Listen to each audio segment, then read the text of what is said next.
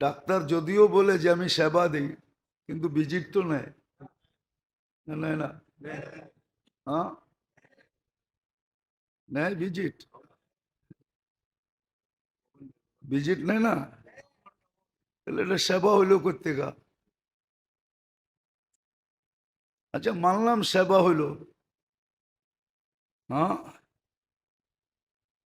তার তো বাবা উচিত, যে ডাক্তারের রুগী নেই সেই ডাক্তার কান্দে যে আমার কোনো রুগী নেই, ঠিক না?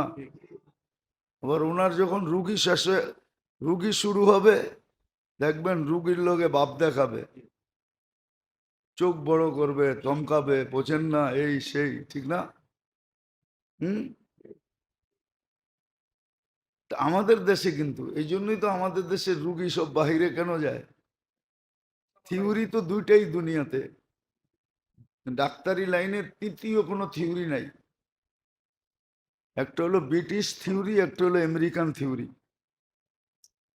ডাক্তারি লাইনে এই দুটা থিওরি, বলুক ডাক্তাররা আমি ভুল বললে। একটা হলো আমেরিকান থিওরি, একটা হলো ব্রিটিশ থিওরি। এই দুই থিওরি, আর কোনো তৃতীয় থিওরি নেই,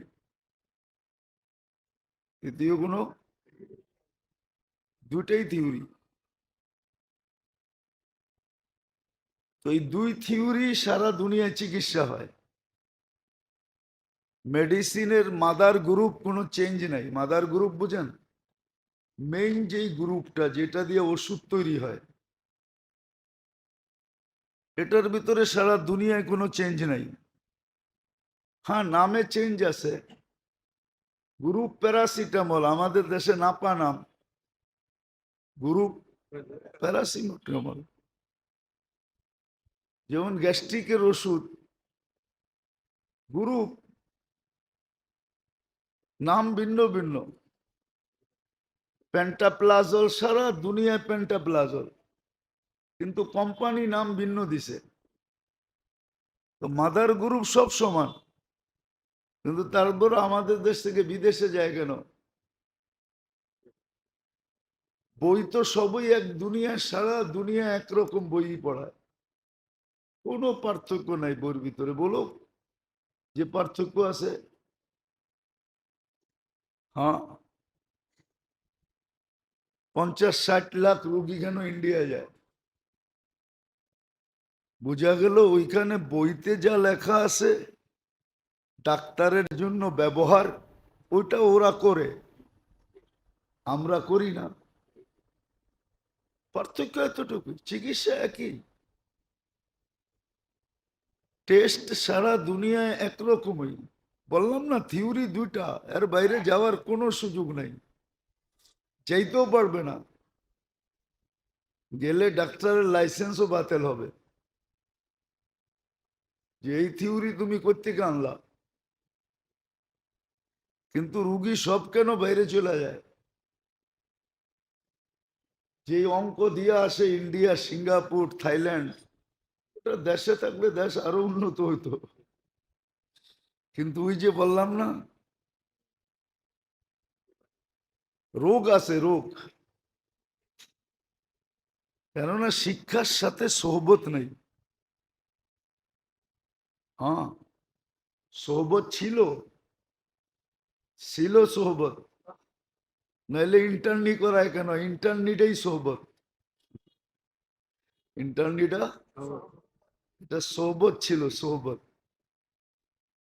সিনিয়র ডাক্তার প্রফেসরদের সাথে ঘুরা ঘুরা দেখবে সারে রুগী কেমনে দেখে, কিন্তু সারেই তো রুগী। ইন্টার্নিয়ালা শিখবে করতে কা, সারেই তো রুগী, সারেই রুগী। আমার মনে আছে আমার ছেলেকে নিয়ে যখন আমি ব্যাংকক চিকিৎসা করতে গেছিলাম, তো ওই ডাক্তার আমাকে জিজ্ঞাসা করতেছিল তোমাদের দেশে কয়জন রুগী দেখে? আমি বললাম 50-60 জনের নিচে তো দেখে না। দেখো আমি 12 জন রুগী দেখি, আর 13 নম্বরের রুগী আমি নিজেই।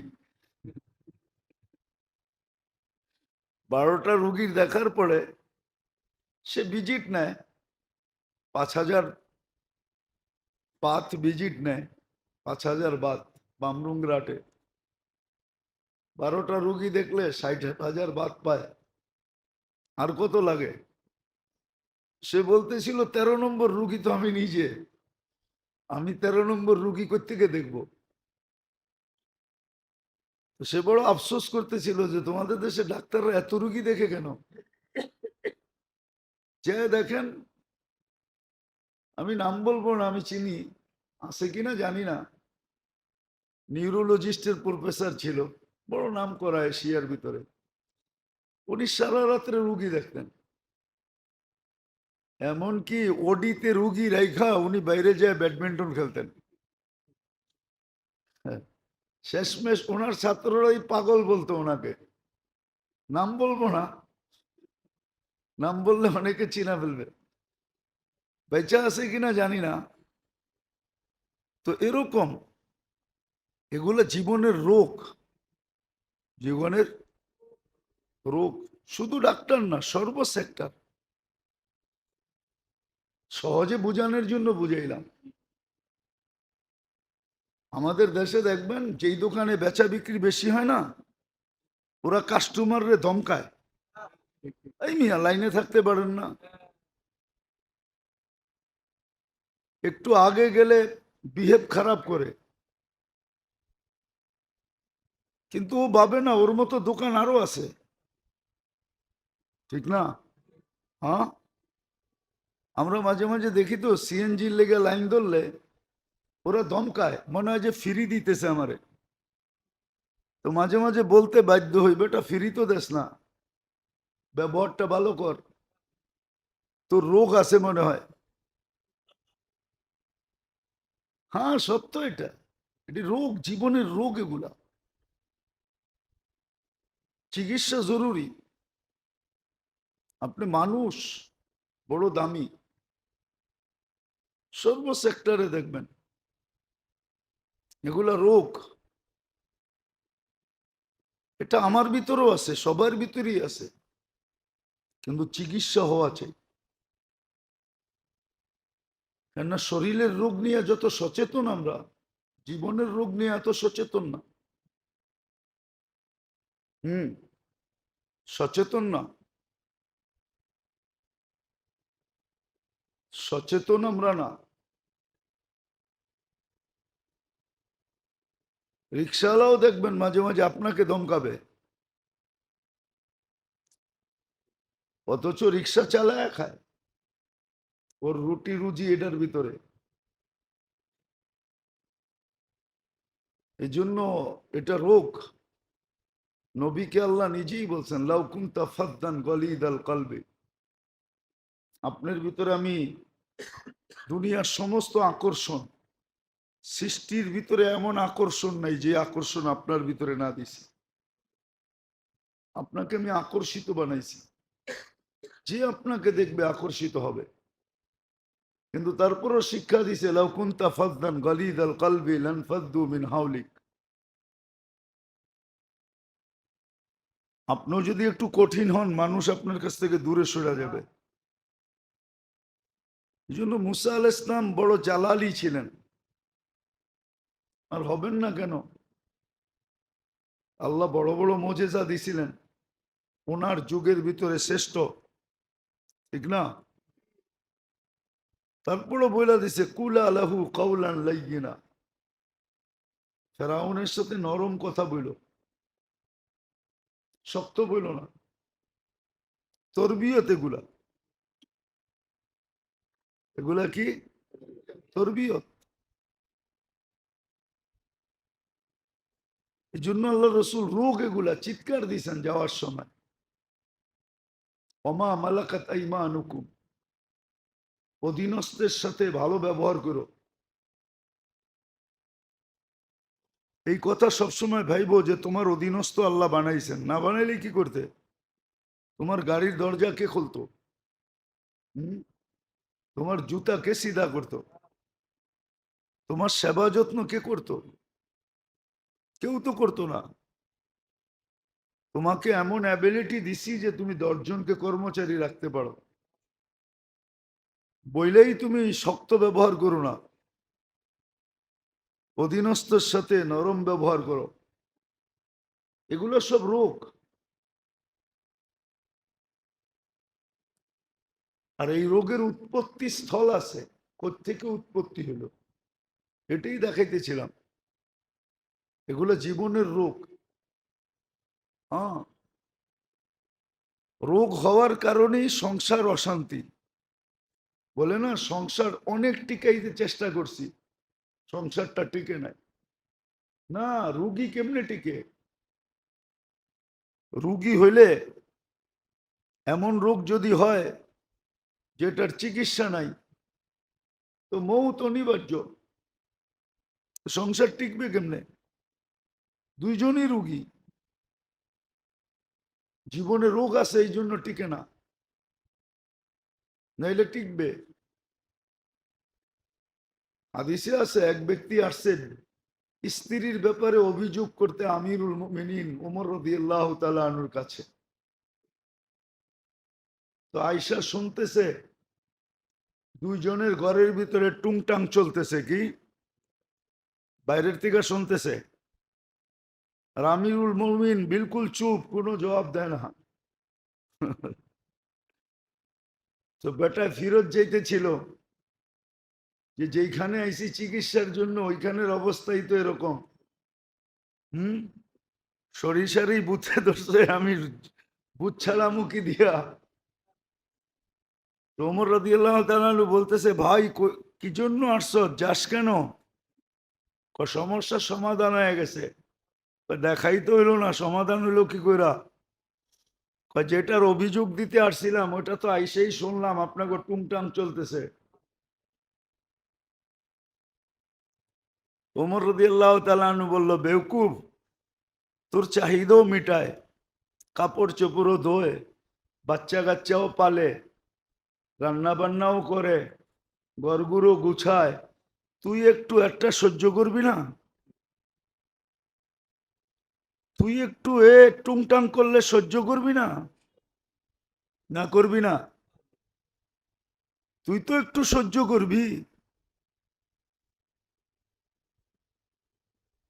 তাইলেই তো ঠিক হয়ে যায়। দেখলি তো আমারে, সহ্য করলাম, তুইও তো একটু সহ্য করবি।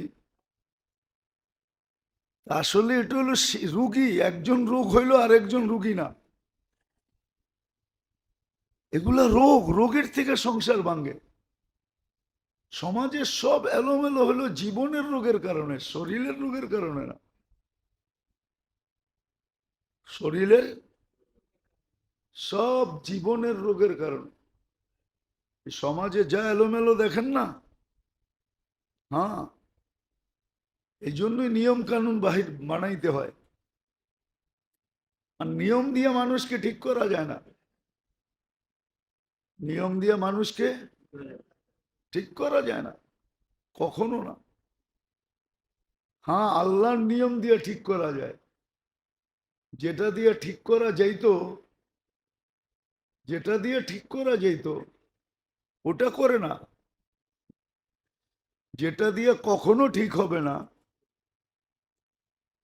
বরং রোগ বাড়বে।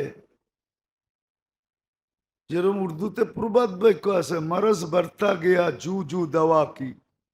জুজু, যত মেডিসিন বাহির হয়েছে রোগ বাড়তে শুরু করছে। এমন না যে মেডিসিন রোগের মাত্রা কমায়া দিছে, না, মেডিসিন রোগের মাত্রা বাড়ায়া দিছে, রোগীর মাত্রা বাড়ায়া দিছে। নতুন নতুন রোগ আসতেছে। যেটা দিয়া করলে রোগ হইতো না ওটার কাছে দাঁড়াও যায় না। আল্লাহর হুকুম মানলে রোগ হইতো না, নবীর আদর্শ মানলে কোনো রোগ হইতো না, কোনো রোগ হইতো না, এটা গ্যারান্টি ছিল। কিন্তু পশ্চিমারা এমন ট্যাবলেট খাওয়াইছে, বিশেষ করে মুসলমানদেরকে, মুসলমান হর্তাকর্তাদেরকে এমন ট্যাবলেট খাওয়াইছে, ওরা ট্যাবলেট খাওয়ায় সাকসেস হয়ে গেছে। অথচ ওটা ভুয়া। কি? ভুয়া। ওটা হাজারো রোগ তৈরি করে। বলুক ডাক্তাররা ওষুধ তো দেয়, কিন্তু নিজেই মনে মনে হাসে যে যেটার জন্য দিছি ওইটা তো ভালো হবে, কিন্তু এটা আরো 10টাই না আনবে। নাহলে কেন বলে সাইড এফেক্ট আছে। সাইড এফেক্ট অর্থটা কি? আরে বলেন, ইংরাজি শব্দ ঠিক না? এটা পড়লে অনেক সওয়াব হইব ঠিক না? ওই কাহিনীর মতো আর কি। ওমা আলাইনা ইল্লাল বালা। সম্মানিত উপস্থিতি, কোরআন হাদিস থেকে যতটুকুই তেলাওয়াত করলাম আশা রাখি একই সামনে রেখে কিছু কথা রাখবো, সাথে সাথে দোয়ার দরখাস্ত। আল্লাহ যেন আমাদের সকলকে আমল করার তৌফিক দান করেন।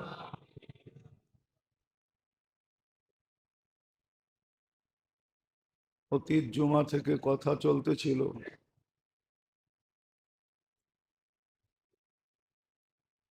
যে মানুষের শরীরের সাথে সাথে জীবনও রোগে আক্রান্ত হয়।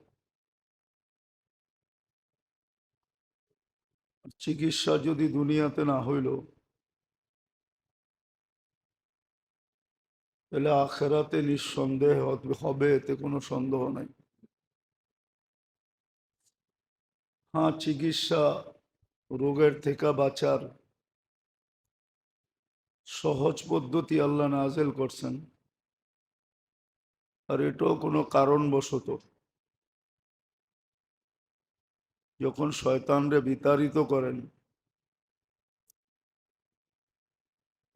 শয়তান আল্লাহর সামনে দাঁড়াই বলছিল লাউ বিয়ান্না ইবাদাকা আজমাইন, সবাইকে আমি গুমরা করে ছেড়ে দিব।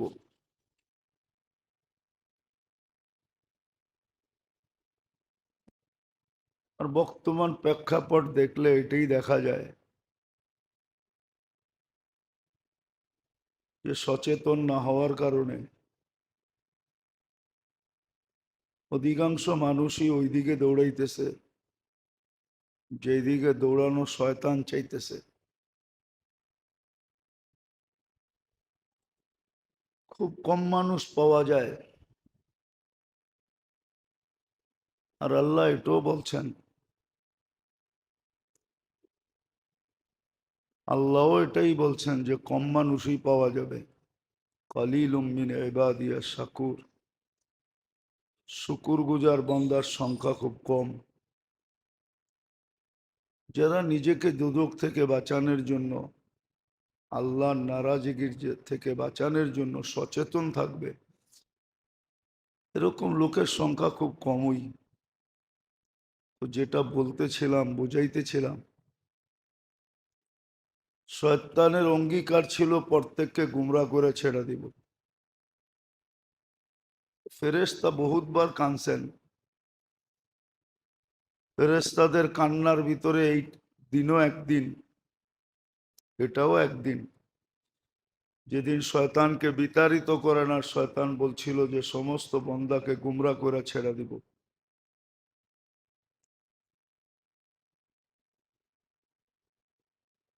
তো আল্লাহ জিজ্ঞাসা করছিলেন তোমরা কাঁদো কেন? বলে আল্লাহ সব গুমরা করে দিবে, তো বানায়া লাভ হইলো তো হইলো কি?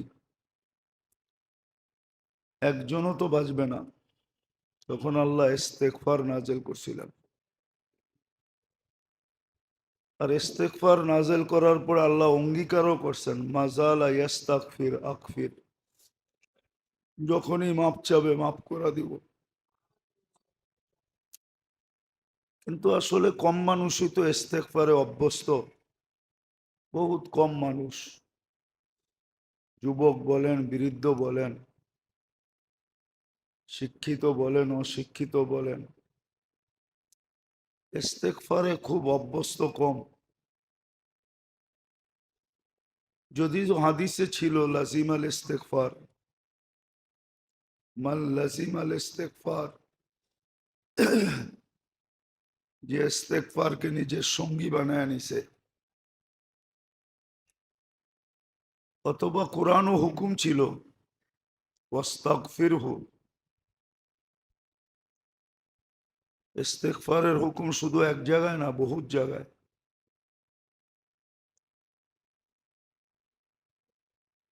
আর আল্লাহ ইস্তেগফারকে খুব ভালোবাসেন। মানুষের স্বভাবও এটাই, যদিও আমাদের দেশে প্রচলন নাই, কিন্তু প্রত্যেক মালিকই কর্মচারী সরি বলুক এটা পছন্দ করে, যে আমার ভুল হয়ে গেছে। আমাদের দেশে কিন্তু প্রচলন নাই। ভুল করেও নিজের ভুলটাকে সত্য বইলা প্রমাণ করা, রাইট বইলা প্রমাণ করা, এটাই আমাদের স্বভাব।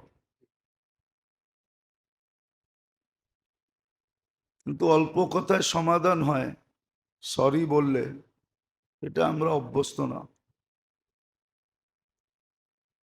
আমাদের ছোট বলেন বড় বলেন, বড়দের ভিতরে তো নাই, বড়দের ভিতরে সরি বলা নাই, ওরা সরি বলতে শিখেই নাই। মানুষ যে ভুল হইতেই পারে, এটা ধনাঢ্য ব্যক্তিরা, প্রভাবশালী ব্যক্তিরা, আধিপত্যওয়ালারা, এটা এরা বোঝে না। এরা মনে করে আমাদের সব রাইট। এটা আমাদের সমাজে নাই। এটাই সত্য যে আমাদের সমাজের বিত্তশালীরা সরি বলতে শিখে নাই। এরা ভাবে, বাড়িওয়ালা ভাবে যে আমার কোনো ভুল হয় না, সব ভুল ভাড়াটিয়ার। মালিক ভাবে সব ভুল কর্মচারীর, আমার কোনো ভুল হয় না। প্রচলন নাই, আর এটাতেই আমরা অভ্যস্ত।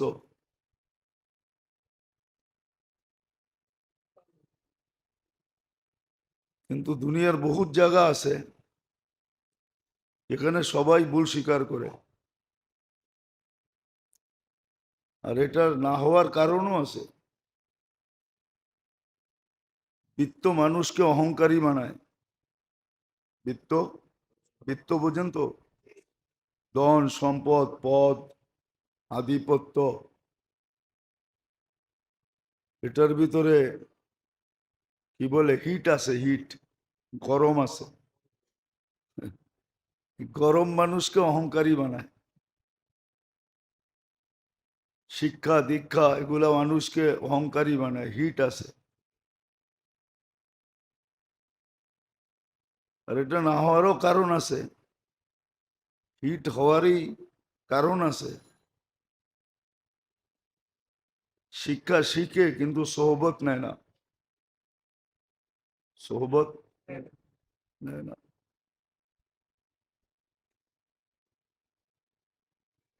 সোহবত নেয় না। তরবিয়ত যেটাকে বলে, তরবিয়ত নেয় না, তরবিয়ত নেয় না।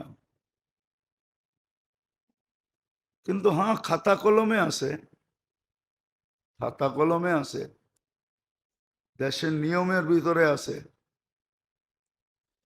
যে প্রজাতন্ত্রের আমলারা প্রজাতন্ত্রের সাথে কেমন ব্যবহার করবে, ওটার কিন্তু বই আছে।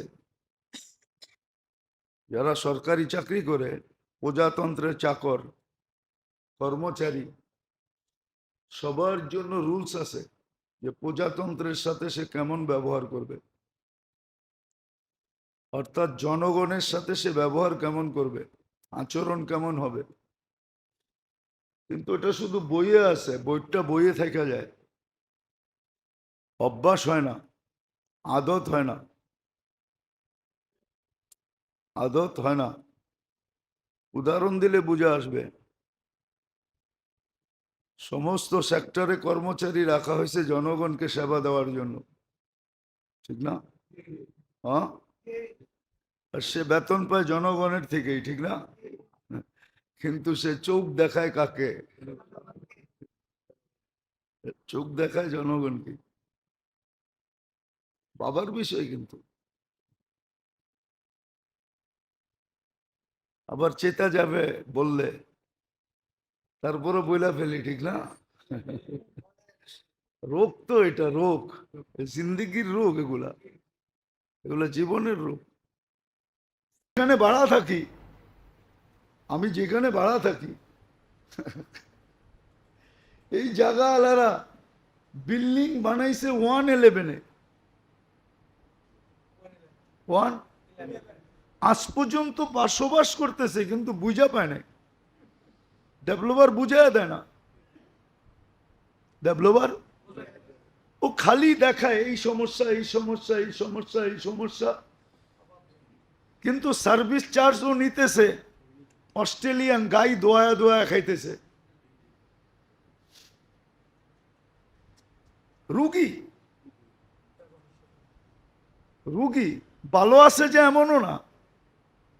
হ্যাঁ, বিতর্কত খবর নিয়া ওই আমার জমিন যিনি নিছে উনি আমাকে দেখাইতেছে, হুজুর এই যে এই ফ্ল্যাটটা বানাইলাম, বারিন্দার এইখান দিয়ে একটা নামাজের জায়গা বানাইছি আমি, রাত্রে যাতে নির্জনে আবাদত করা যায়। আর তোর ইবাদতের গুলি মার তুই। হ্যাঁ, কেন আল্লাহ তো সব মাফ করবে, হুকুকুল আবাদ মাফ করবে না। আমি আপনাদেরকে জাবেরতে বাইর করে হাদিস দেখামু। এক ব্যক্তি আছে, কিচ্ছু করবে না, শুধু ছোট একটা আমল করবে, যার কারণে সারা রাত্র দাঁড়ানোর সোয়াব পাবে, সারাদিন রোজা রাখার সোয়াব পাবে। আবার আমাকে বলতেছে আবাদতের জন্য একটু নির্জনতা লাগে, তো আপনারা হুজুররা বোঝেন না। কিন্তু আমাকে কিন্তু পাঠাইছে যে ওই যুগে উনি একজন মিনিস্টার ছিল, মিজানুর রহমান সিনহা সাহেব আমাকে পাঠাইছে। তখন ভালো সম্পর্ক ছিল, উনি তখন রানিং মিনিস্টার, পাঠাইছে। কিন্তু আমার তো ব্যাকগ্রাউন্ডের পরিচয় দিইনি, আমি তো কষা কাটাল না। এতটুক পরিচয় আজকে দেই আপনি করে। জাহাঙ্গীর মোহাম্মদ আদেলের বাপ বিয়ে করছে আমার আপন ফুফুকে। জি, পরিবাগ আমার ফুফুর নামে, আমি ওই ফ্যামিলির ছেলে। আমার ফুফুর নাম ছিল পরি বিবি। পরিবাগ জাহাঙ্গীর মোহাম্মদ আদেল, সোভানবাগ এটা আদেলদের ছিল, ওর বাবার ছিল। এমনি দেখে চেহারা দেখে বিয়ে করে না, ভিতরে পিছনে পিছু ছিল। আগে তো বিয়ের সাথে বংশদিকা করতো। দুঃখে বললাম আপনাদেরকে আজকে। আর এখন ওইখানে কাঠা ওরা বিক্রি করতেছে 60 লাখ টাকা, আর আমার 9 কাঠা আমাকে দিছে 2.5 কাঠা। হ্যাঁ, 2.5 কাঠা দিছে, কিন্তু আমার ছেলে পেলেও পাবে কিনা আমি জানি না। এরকম আরো আছে রোগ, এগুলা রোগ। এই জন্য আপনাদের পায়ে হাত দিয়া বলি চিকিৎসা করে। আর চিকিৎসার সবচেয়ে বড় ওষুধ ইস্তেগফারে অভ্যস্ত হওয়া, নাইলে বকতে হবে। এই উম্মতের বোকার সুযোগ ছিল না। আল্লাহ যে ইস্তেগফার দিছেন এটা অভ্যস্ত হইলেই হইতো, আর হুকুকুল আবাদ থেকে বাঁচলেই হইতো। আজকে কেউ হুকুকুল আবাদ থেকে বাঁচে না, মনে করে না যে গায়ের কোনো হক আছে। ও বিশ্বাসই করতে চায় না কর্মচারীর আবার হক কি, ঠিক না? হক তো সব কার? কেন বেতন দেয় কে? বড় মানতেই রাজি না যে ছোটর হক আছে। মানতে স্বামী মানতেই রাজি না স্ত্রীর হক আছে, বাবা মানতেই রাজি না সন্তানের হক আছে। মানে উপরে যে উঠছে সে নিচের হক মানতেই রাজি না। আল্লাহ আমাদেরকে বুঝার তৌফিক দেন, শিখার তৌফিক দেন, বাঁচার তৌফিক দেন।